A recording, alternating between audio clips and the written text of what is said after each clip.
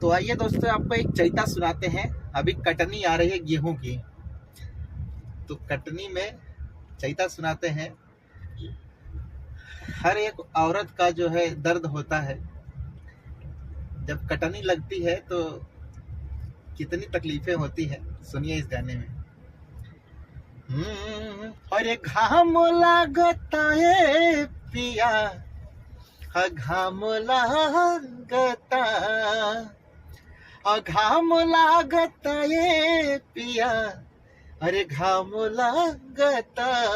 तू त अब बहरा में करे लायारा, तू त अब बहरा में करे लायारा,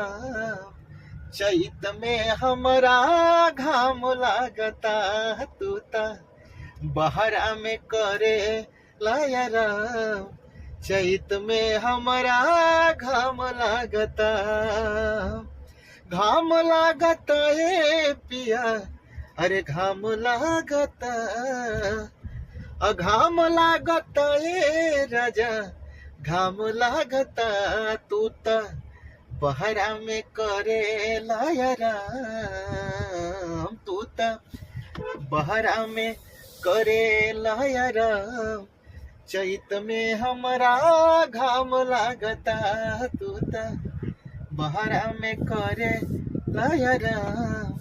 चैत में हमरा घाम लागता, बलम जी आ जईता, आ जईता, बलम जी आ जईता, आ जईता, अपना लुंगी से बहना डोला जईता, अपना लुंगी से बहना डोला जईता, डोला जईता, अरे बलम जी आ जईता, आ जईता, बलम जी आ जईता, आ जईता।